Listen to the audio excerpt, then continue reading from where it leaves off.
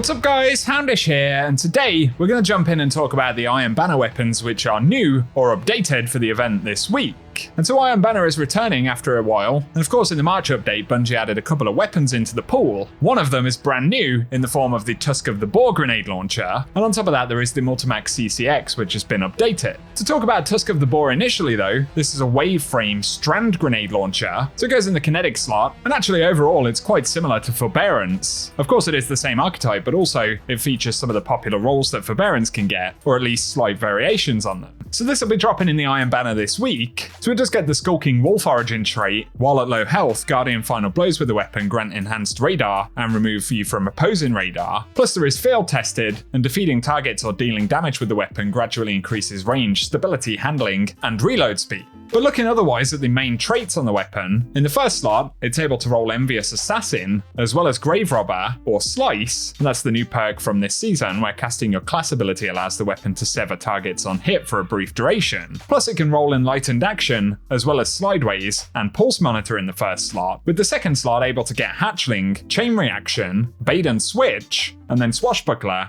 Vorpal Weapon, or Deconstruct. And so looking at some of these standouts, in the first slot, Envious Assassin is a great bonus if you want to get some huge magazines. And of course, defeating targets with other weapons before drawing this one will transfer ammo to the magazine from reserves. So as we've seen with a bunch of weapons, you can get 10 plus rounds in the mag, but otherwise in the first trait slot, there are loads of reload bonuses, whether it's Slideways or Grave Robber. They're both pretty solid. And then there is Slice, and this could pair pretty nicely with Hatchling or Chain Reaction in the second slot. But for the top second slot bonuses, things like Hatchling, Chain Reaction, Bait and Switch, as well as Swashbuckler are going to be solid options depending on what you want to do with the weapon. So for some combos, if you like Envious Assassin, it'll pair obviously pretty well with Hatchling, Chain Reaction, Swashbuckler, and even Bait and Switch. Slideways works very much the same way, allowing us to get a reload from sliding. Obviously that's an easy option which is pretty strong, and you can pair it with any of the second slot bonuses. But if the Sever component is your bag of tricks, then Slice and any of those top 3 second slot traits will be neat as well. Plus things like Slice and Chain Reaction could be pretty fun, as could Grave Robber and Swashbuckler. It's worth saying though, in the second slot, Deconstruct is also something worth trying out, especially on a wave frame, because it'll proc the bonus damage and the automatic reload element really easily when firing the weapon. And with builds using loads of stasis crystals, for example, it could be pretty strong, it just may require a bit more building into than some of the other options. So I'd say this is kind of a mini Forbearance once again, with some alternate perks in the mix. I'd personally be happy with Slideways or Envious Assassin with Chain Reaction, which really is a variant of the Forbearance god roll, but with strand damage. Let us know what you guys think, but of course we are getting a new version of Forbearance very soon with Into the Light, so that may be more interesting for some folks, but of course this one gets strand damage on a nearly Forbearance level grenade launcher, so that has some appeal as well, and let us know your thoughts in the comment section. In terms of the Multimach CCX though, this is a lightweight frame SMG, and it goes in the kinetic slot, so looking at potential perk rolls, the first trait slot gets dynamic sway reduction, as well as under-over, rangefinder, moving target, attrition orbs, or iron gaze. Then the second trait slot can roll frenzy,